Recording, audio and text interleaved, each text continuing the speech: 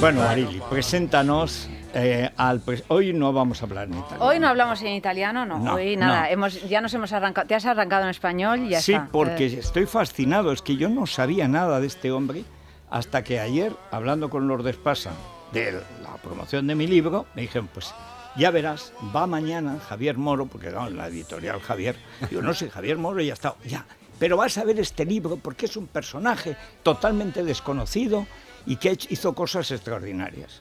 Bueno, pues presentamos a Javier Moro, que nos acompaña esta mañana. Buenos días, querido. Yo lo recuerdo de Pasión India, que estuvo aquí hace pocos años. Sí.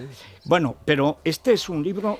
Bueno, hablamos de Rafael Guastavino, que fue un arquitecto valenciano que emigró a Nueva York a finales del siglo XIX y revolucionó la arquitectura norteamericana, y que, como muchas veces sucede, pues son grandes personas que han hecho cosas inolvidables y que aquí en España no los conocemos. Es decir, se conocen en Estados Unidos, pero yo no tenía... Es la primera noticia que tengo del señor Guastavino y su hijo, porque aquí estamos hablando de la historia, una historia de padre e hijo, que es un juego de espejos, además muy bonito, que desarrolla Javier en la novela.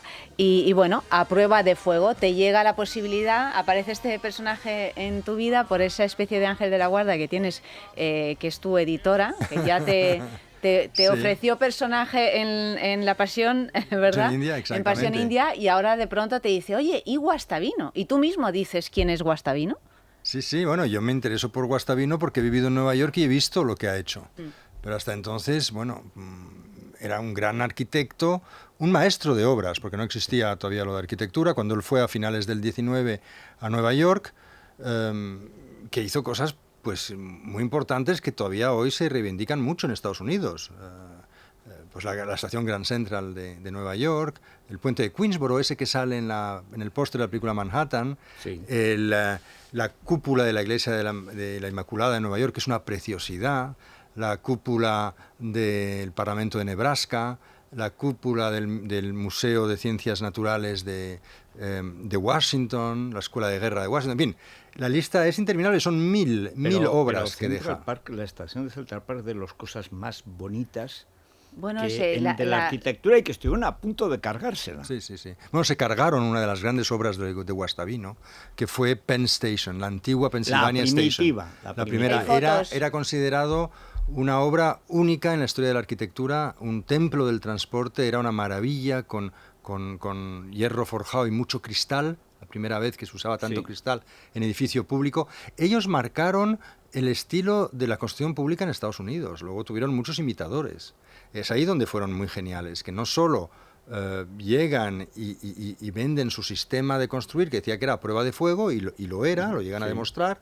Que era muy importante, porque en esa época las ciudades, bueno, el incendio de Chicago, que había marcado a dos generaciones, pero es que se producía, porque en América todavía ahora se edifica mucho en madera. Y es que además hay que decir que Guastavino fue uno de los primeros, Javier, que se preocupó de la seguridad de los obreros. Estaba obsesionado con este tema, esto porque había tanto con sido trabajar con materiales accidente ignífugos como...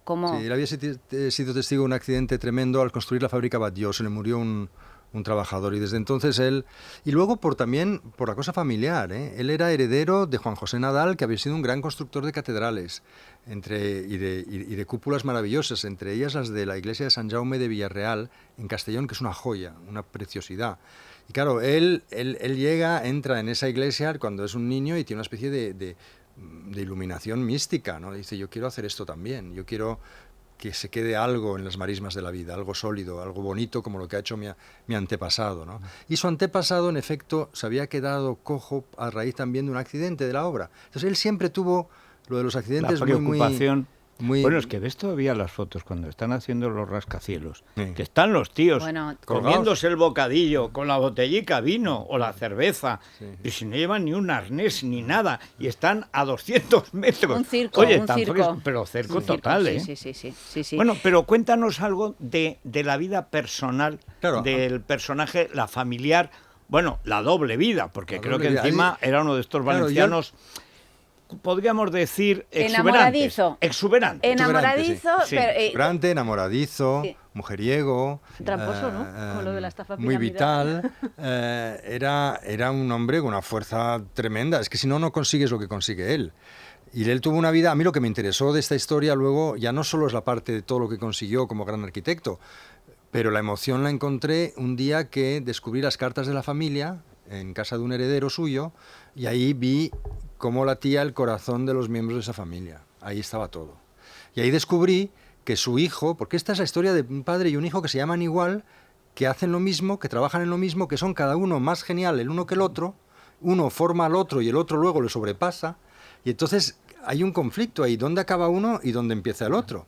A mí todo eso es lo que me interesó, y a la luz de las cartas es donde se ve esa familia desgarrada entre varios continentes, y ese hombre que ha sido bígamo parte de su vida, que corría detrás de las faldas como era imposible, y esa especie de, ¿cómo te diría yo?, de enigma que supone el contraste entre una mentalidad privilegiada que consigue hacer unos planos muy precisos, que trabaja mucho, que es tremendamente perfeccionista, minucioso en su trabajo, y la base, la vida doméstica, un desastre absoluto.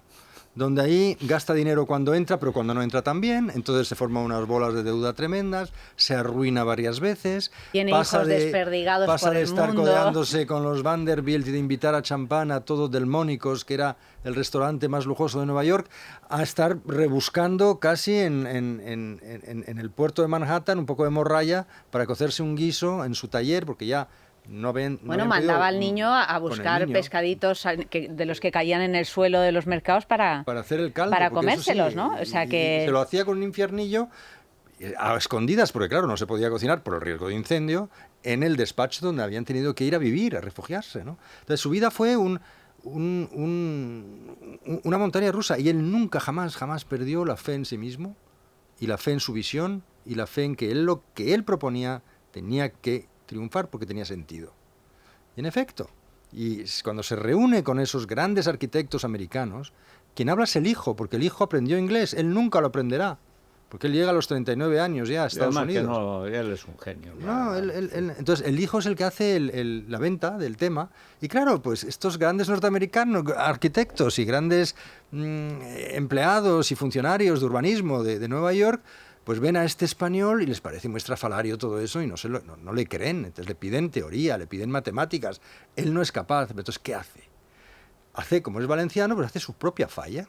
Bueno, construye una cúpula maravillosa en un descampado de Nueva York. No, una cúpula de verdad. De verdad la construye. E invita a la prensa, invita a los grandes arquitectos, invita a los funcionarios de la municipalidad de Nueva York, prende fuego a esa cúpula, la mete a 1000 grados durante 4 horas, y cuando ya las llamas van escampando, se dan cuenta que la cúpula ahí sigue, incólume, perfectamente aguantando la estructura. Bueno, el espectáculo. Así les convenció. Imaginas ahora, sería un reality permanente, ¿no? Digamos, es el valenciano llevado ya al extremo. Valenciano científico. Científico, sí. Y azulejero, ¿verdad? ¿no? Porque hay que decir que también todo el trabajo que él hace con el ladrillito y el azulejo. El hijo fue el mayor coleccionista del mundo de azulejos. Pero es que luego lo recoge Gaudí. Fabricaba, o sea, realmente... Claro, porque además muchas de esas cosas como de puzzle, que es como el mosaico romano pasado por el modernismo, pues viene de aquí. Pero fíjate la calidad de lo que hacían, que al hijo le encargan rehacer, digamos, el edificio donde se recibía a los inmigrantes, en Ellis Island. Entonces hace una cúpula enorme y la revieste de 30.000 losetas. Durante 3 décadas pasan por ahí millones de inmigrantes, y cuando ya por fin el edificio lo dejan, queda en el abandono, cuando lo van a volver a rehabilitar, solo tienen que cambiar 17 losetas de las 30.000 que había puesto. El resto estaba perfecto. La calidad de las construcciones de Guastavino, que están obras continuamente y que te pierdes en el ascensor. Se quedaban. Entonces, y luego la relación que tuvieron entre los dos es tremendamente entrañable, porque se querían mucho. Y claro, de niño él lo admira tremendamente, pero poco a poco se va dando cuenta que lo mismo que las mismas cualidades de extravagancia y de lucha por la vida que le permiten conseguir sus logros profesionales, también son un impedimento en su vida personal. Que claro, sufre más el hijo. Que lo sufre el hijo, y el hijo intenta entenderse a sí mismo entendiendo a su padre. Intenta también poner los parches de todas las tropelías del padre. Pero el hijo se hace mejor que el padre luego, porque se hace más técnico, más empresario, y de repente el padre empieza a tenerle celos. Claro. Es una relación muy, muy bonita en la que he tenido que inventar muy poco. Es un poco de rey y de heredero, ¿no? Es una relación de dos reyes. Sí. Es Felipe II y Carlos Exacto. I, sí, tal, sí, sí, que se respetan, pero cada uno es cada uno. Exacto. El primero rompe y tiene más carácter y más fuerza porque es el rompedor, el que tiene que hacerlo todo de la nada, y el segundo aprovecha lo que ha hecho el padre, le añade su propio talento y su estudio, su capacidad de estudio y todo, lo perfecciona, lo mejora y se hace mejor que el padre de alguna manera. Felipe II lo administra. Exacto. Pedro I de Brasil y su hijo Pedro II. Pues sí, sí. El primero hace la independencia y el segundo es considerado en Brasil como el emperador que trae la civilización, porque trae y es verdad. Y era, hasta la ópera. Sí, hasta la ópera, exactamente. Hablaba guaraní, hablaba 6 idiomas. Y luego era monógamo, cosa que bueno, el padre... eso en Brasil casi es un pecado. Claro, el padre tuvo 122 hijos oficiales. O sea, imagínate los oficiales. Sí.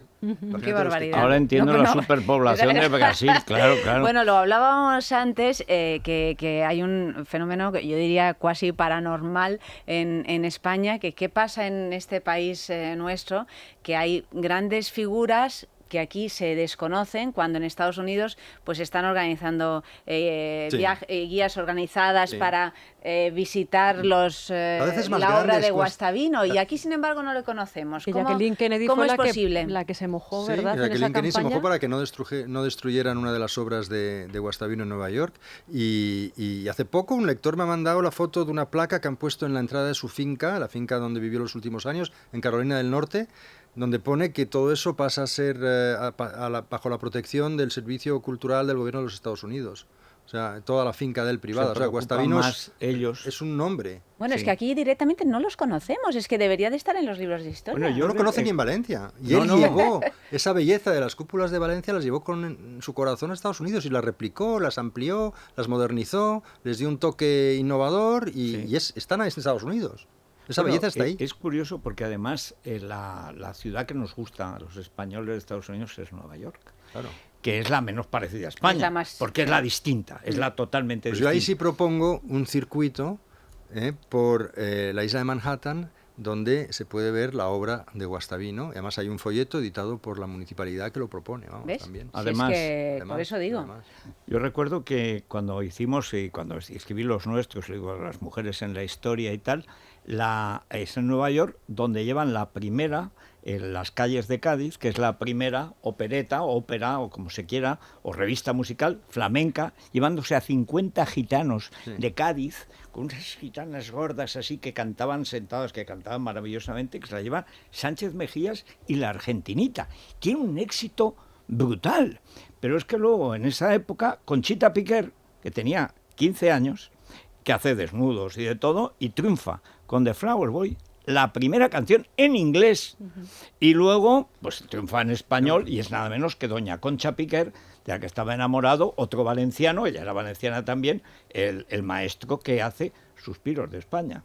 O sea, vamos, la versión... Pau Casals va a dar un concierto al que asiste el hijo, que los Guastavino eran muy musicales, el padre tocaba muy bien el violín. Y componía también algo, Y componía, sí. Entonces me aficionó Sarasate, a los grandes violinistas españoles.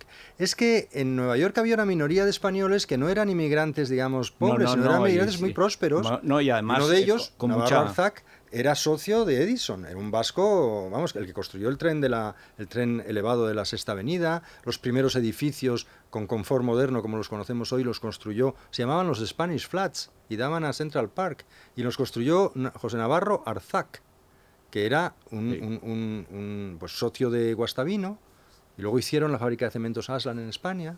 Había allí una serie de españoles, artistas, empresarios y algunos magnates que claro, esto ayudó mucho a Guastavino, porque claro, eso fue el con caldo, una base. Claro, una base que le permite entrar en contacto con las grandes familias, los grandes grupos y proponer sus obras, sus cúpulas, sus edificios, que luego acaban pues diseminados en todo Estados Unidos. ¿Cuánto te ha costado escribir el libro? Yo empecé en el 2015, porque la investigación es muy larga.